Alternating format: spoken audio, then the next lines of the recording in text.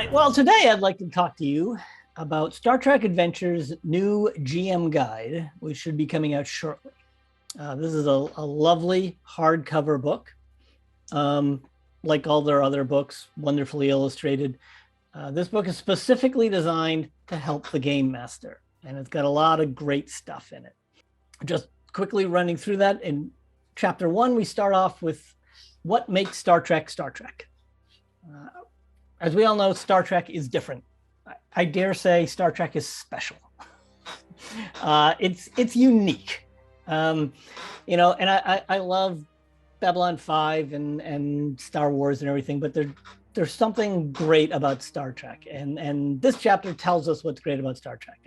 It's hopeful, it's diverse, it features characters over plot. It examines the human condition, and one of my favorite things about Star Trek is that it's about functional adults.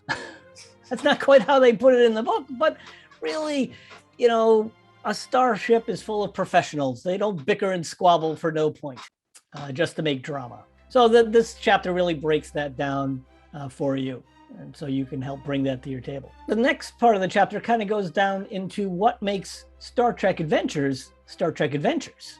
It talks about what's special and unique about this game. Things like it's very player character focused.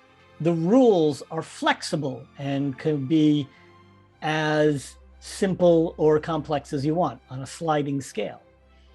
It's a collaborative role-playing game. And I know that a lot of role-playing games are at least supposed to be kind of collaborative, but in this game, characters have specific roles and they're supposed to work together as part of a ship's crew to get a mission done. In chapter 2, we go into the Star Trek setting, what makes the setting special. We have a big chapter on the founding technologies, the unique technologies of Star Trek. The transporter, obviously, and warp drive and different weapons.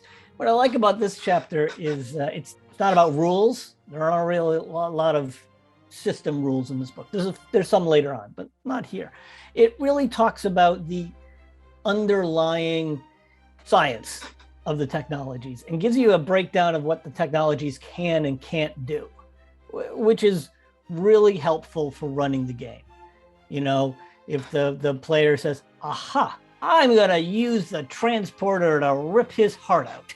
Like, wait a minute. Does that actually happen? I've never seen them do that. So this chapter helps you understand the technologies a little bit more. And they also have useful things like, what if your character does come up some crazy new use for a technology? How do you reward that and yet not have it ruin your game forever?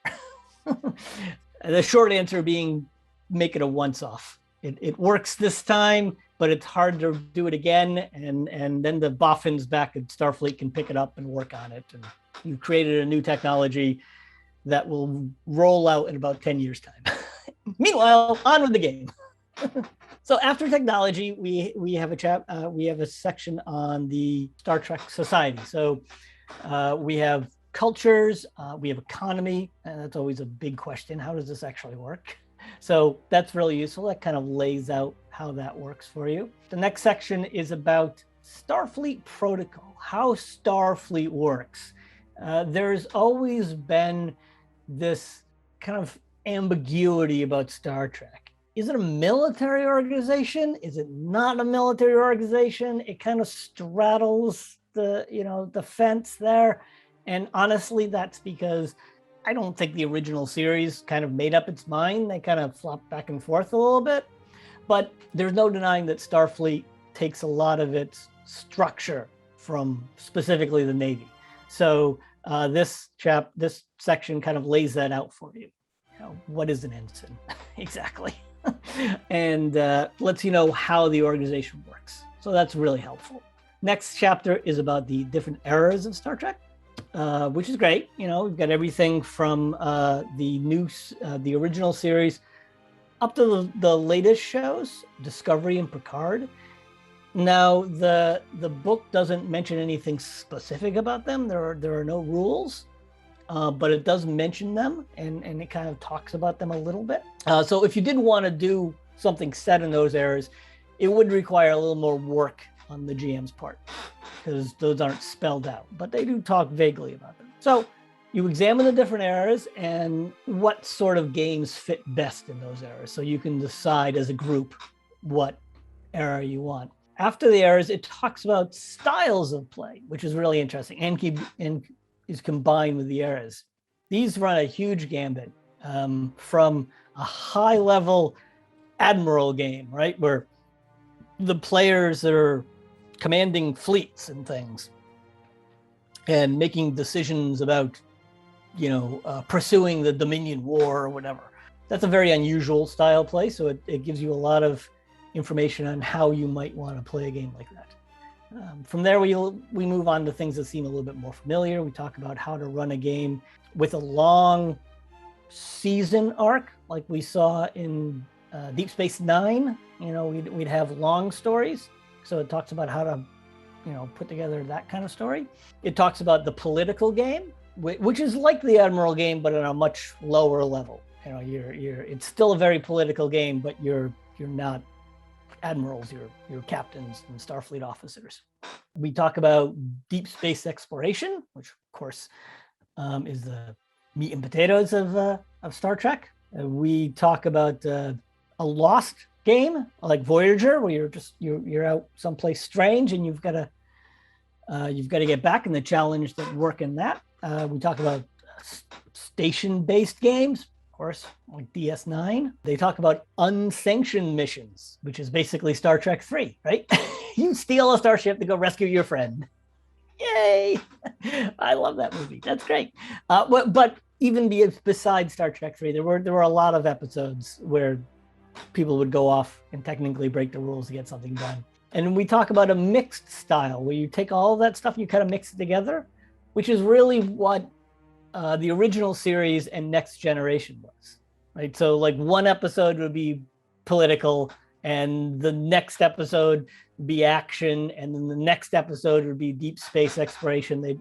And that sort of game would be every story would be different. You're kind of mixing it up, which is good. That would have a nice feel to it.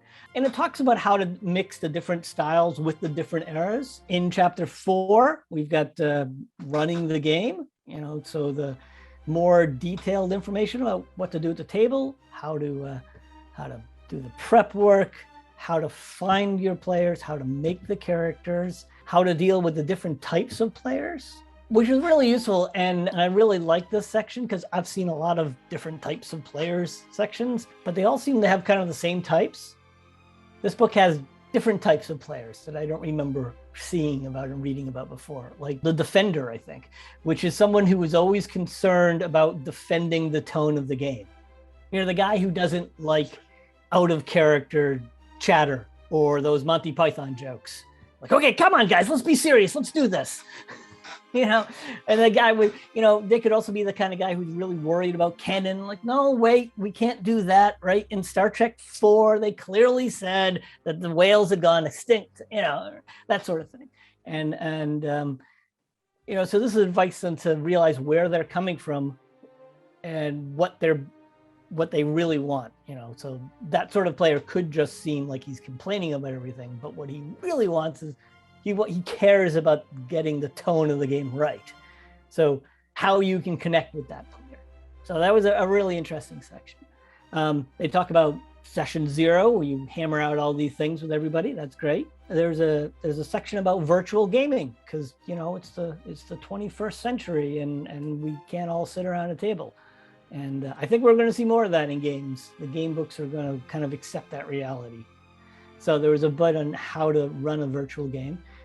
There was a section on safety and consent, making sure everybody's comfortable at the table. In fact, throughout the whole rule book, they really make a point about diversity and safety and tolerance not being just a part of Star Trek, but part of Star Trek Adventures.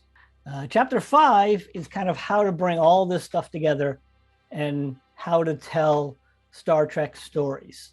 So it really sums up all the chapters before. It's like how to take all that stuff and weave it together. So the last 2 chapters, this is where we get rules. We start talking about how to make the rules work for you, how to use the rules more simply or more with more complexity, and they also offer some new rules. So it's a very useful book. I really love it. Some of my favorite gaming books are GM guides. I really like that. And my favorite ones aren't about the rules, because I get all the rules in the rule book, but it's about how to run a game, or better yet, how to run this specific game, which is what this is about. And so I really like this. If I could go out if I could inject a little bit of heresy here, there are actually, I think, 3 other Star Trek games. I don't know if they're in print, but old games never die. They just sit on the shelf. There's FASA, and there's Last Unicorn, and GURPS, all of which are good games, and they all come at it from different angles. My point is that this book would be valuable for any of those games. Even if you were dusting off the old FASA books, or you're playing GURPS, this would be a useful book for you to kind of get your head around Star Trek. And even if you know Star Trek really well, this book is not about introducing you to Star Trek, although it could work for that. But it's really helping you to dive down into Star Trek and kind of really grok Star Trek, as it were. So it's a great game. It's a great book, and it's put together well. It's got a lot of pictures. It's got some pretty a couple funny little jokes in it. In the book about rules, it starts with a quote and the chapter starts with a quote from Beverly Crusher. She says, "It's a game Riker brought back from Risa. Everybody's playing it. Want to try?" You remember that episode where Riker brings back the game and they plug it on their heads and it takes over a whole crew except Wesley? I just thought that was pretty funny to put that quote in your game. Very meta. Anyway, the folks at Modiphius have a great sense of humor, and they put out another great product. So if you run any sort of Star Trek, you should pick up this book. Well, thanks for watching. Like and subscribe. And if you haven't seen it yet, check out our video about the Star Trek Adventures Player's Guide and our video about the Tricorder Collector's Box Set. You don't want to miss that.